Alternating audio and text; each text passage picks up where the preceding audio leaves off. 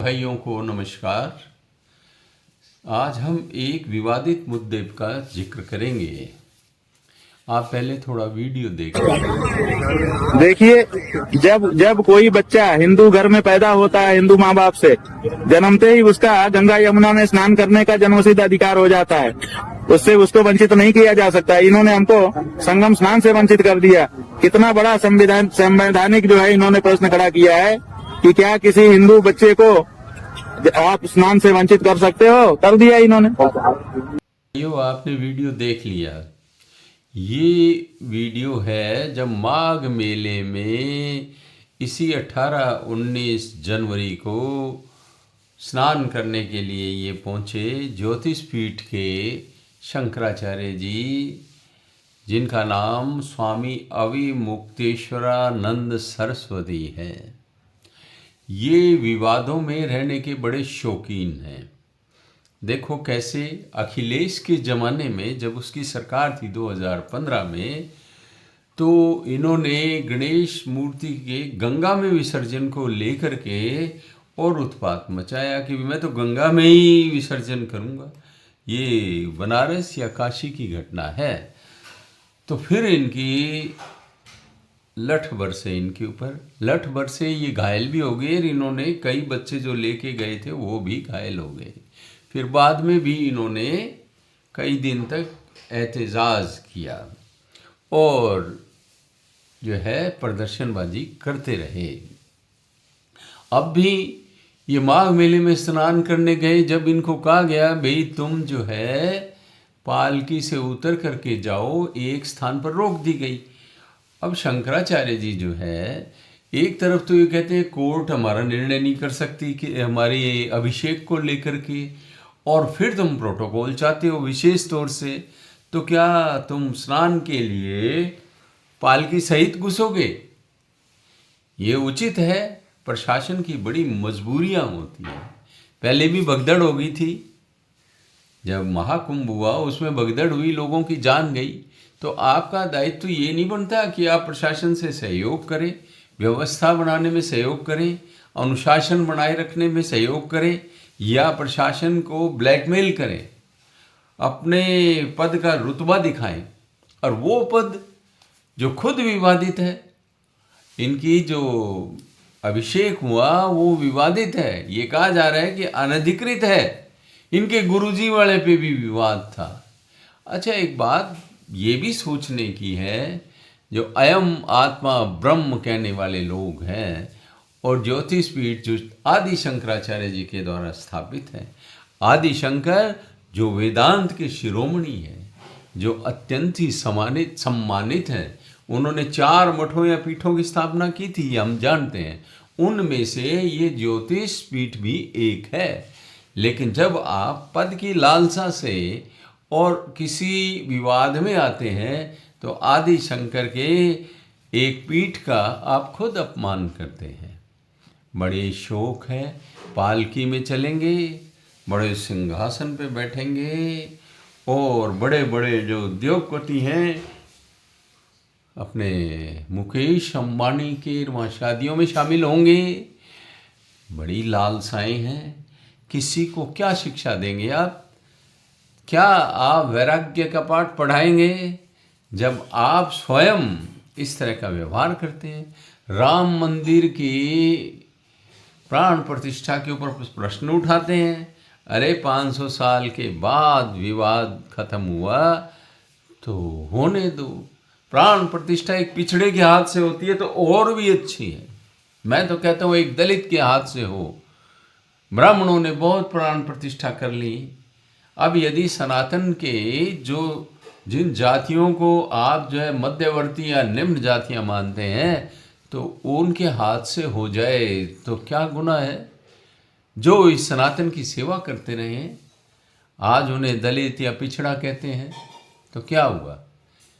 हमें तो कोई दिक्कत नहीं है। फिर अयम आत्मा ब्रह्म कहने वाले लोग, सर्वम खलु इदम ब्रह्म कहने वाले लोग क्या भेदभाव करेंगे? क्या ये उचित है? इससे तो सनातन की बदनामी होती है, सनातन के महान विचारों की बदनामी होती है। और लोग छिटक छिटक करके छिछले मतों की ओर जाने की बात करने लगते हैं, क्योंकि वो जानते तो है नहीं पूरी बात। और कोई थोड़ा सा भड़का दे तो कोई कहता है मैं तो इधर भागूंगा और कोई कहता है मैं उधर भागूंगा, क्योंकि वो सनातन की गहराइयों को जानते नहीं, ना इसका अध्ययन किया हुआ है। और फिर आपने क्या है, आपको पालकी से कहा भी तुम उतर करके और आगे जा करके कर लो। फिर आप अपने शिविर के बाहर धरना प्रदर्शन करने लग गए और अन्न जल त्याग करके धरने पे बैठ गए। ओ भाई, ये क्या तरीका है? ये तो पॉलिटिशियन के तरीके हैं। ये विक्टिम कार्ड की एक बीमारी बहुत ज़बरदस्त है। ये मौलाना लोग, ये जो शांतिप्रिय समुदाय है, ये तो हरे रंग का विक्टिम कार्ड लिए ही फिरते हैं। अब क्या ये सनातनी भी विक्टिम कार्ड लिए फिरेंगे? इनको तो अनुशासन बढ़ाना चाहिए। तुम तो इस देश को अपना समझते हो, वो तो कहीं और की बातें करते हैं, उम्मा की बातें करते हैं। तो जब उनका वो बरेलवी जो मौलाना है वो जेल में है और उसके भी गलत कृत्यों पे लठ चल रहा है, तो आपके भी लठ चलेगा। स्वर्ण मंदिर में मिलिट्री घुसती है शांति व्यवस्था के लिए, तो आपके साथ क्या होना चाहिए? ये क्या बात हुई? फिर अखिलेश जी के ज़माने में भी तो बहुत कुछ हो गया आपके साथ 2015 में। तो भाई तुम तो विवादों में रहने के आदी हो गए हैं।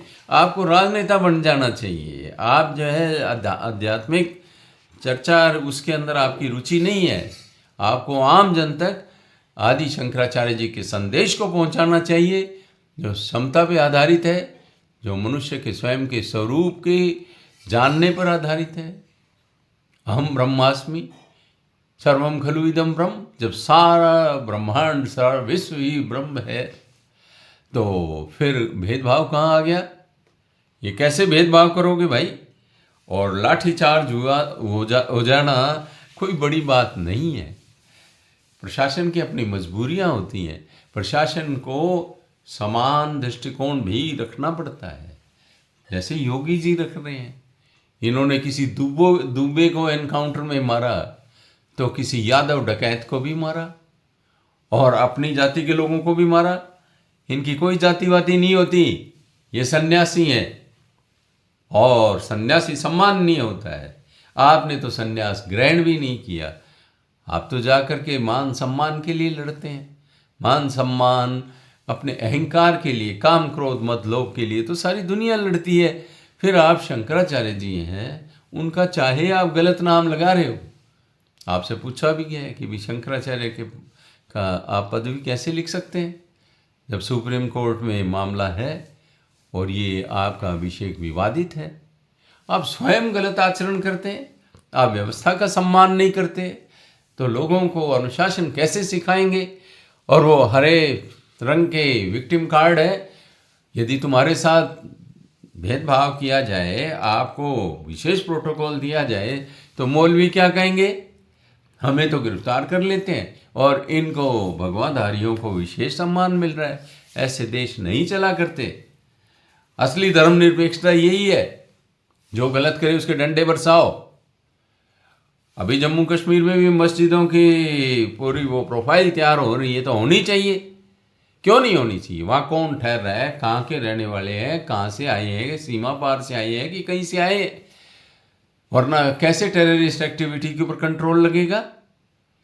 ये अजीब बात है। मौलाना कह देंगे हमारी तो दाढ़ी देख करके हमें प्रोटोकॉल दिया जाए। शंकराचार्य जी कहने लग जाएंगे हमारे ताम झाम को देख के दिया जाए। और हमारे सिख भाई वो कहेंगे, और कहा भी उन्होंने कि स्वर्ण मंदिर में मिलिट्री कैसे घुस गई। तो वहाँ जब गेट के ऊपर अटवाल को मारा जाता है तब कोई नहीं बोलता, सारे चुप हो जाते हैं। ये मौलाना लोग बड़ी समानता की बात करते हैं। किसी के साथ लव जिहाद हो जाए, लैंड जिहाद हो जाए, तब ये फतवे जारी नहीं करते।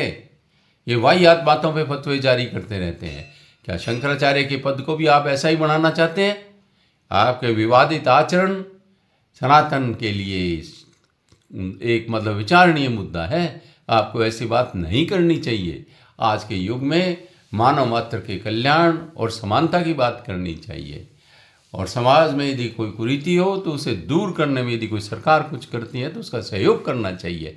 ये नहीं होना चाहिए सरकारों को कटघरे में खड़े कभी अखिलेश को कर रहे हैं, कभी इन्हीं को कर रहे हैं। अरे मूर्ति विसर्जन पर, जब गणेश मूर्ति विसर्जन पर रोक थी कि गंगा में नहीं की जाए क्योंकि यहाँ प्रदूषण है, तो जिद करने का क्या मतलब है?